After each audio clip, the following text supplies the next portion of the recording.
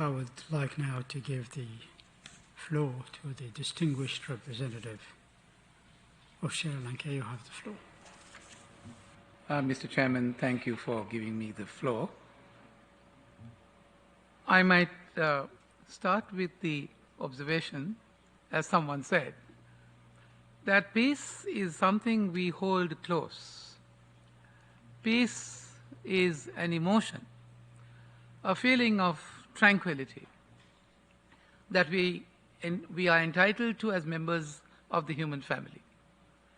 At the same time, it is also a sense of harmony in the complete inner cohesion, but in our own perception, the outside world is also without conflict or added needless suffering.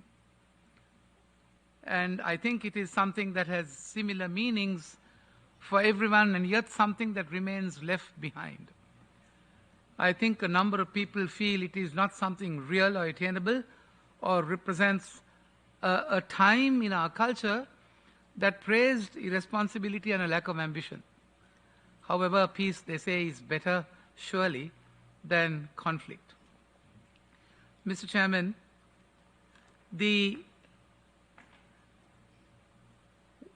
I wish to leave you with some thoughts on peacekeeping, drawing from our own experience, from a conflict that has lasted over 30 years. 12,000 security detainees, 594 child soldiers, a program of restorative justice, a lessons learned and reconciliation commission. Now, against that background, for the purposes of our own learning, it is possible to identify three aspects in peacekeeping: create stability, restoration of state institutions, and addressing the socio-economic dimensions of conflict.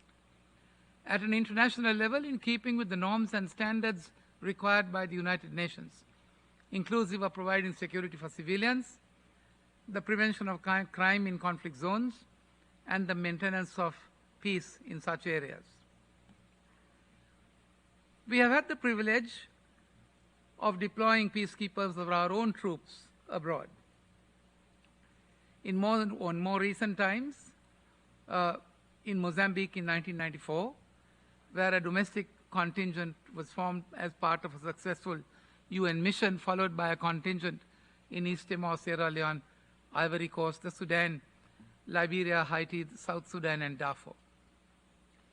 Now, one of the first aspects of our experience was that there was a desire to reinforce stability and discourage combatants from returning to conflict. In every respect, peacekeeping continues an important function of peacekeepers. They attempt to maintain a ceasefire, stability by monitoring the combatants. Yet, peacekeeping goes beyond the feature of peacekeeping simpliciter in several ways. Peacekeeping activities also, Mr. Chairman, directly attempts to reduce the means available and the incentives for actors to return to conflict.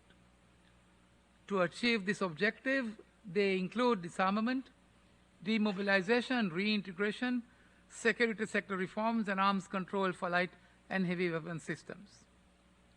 There is a saying that if peace is to prevail, then the toys must be removed from the boys. But it is not enough to try to reduce material means of going to war. Our experience has been that the reintegration of former combatants requires alternative avenues for the pursuit of wealth and social recognition. The second dimension is helping to build the restore key state functions that have the capacity to generate basic public goods and possess a semblance of legitimacy.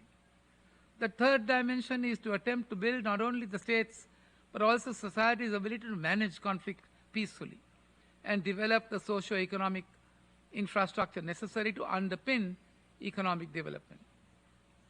The goal, Mr. Chairman, of peacekeeping is not only to try to create a culture of peace, but also to try to develop civil society organizations and a viable private sector that have the capacity to represent diverse social interests and constrain the power of warring factions.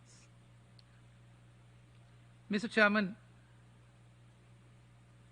more than 1.5 billion people live in countries affected by violent conflict.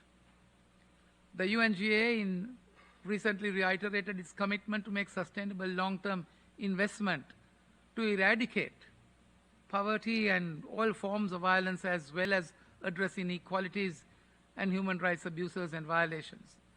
A global ceasefire, as envisaged, would undoubtedly provide the necessary space as much needed time for countries and the UN agencies to deliver on these commitments.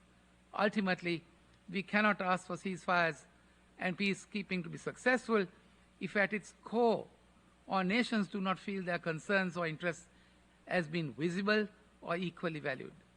A realignment of competing priorities and values with a view to prevent future crises and promote well-being of the global community is the longer term, what is the urgent necessity.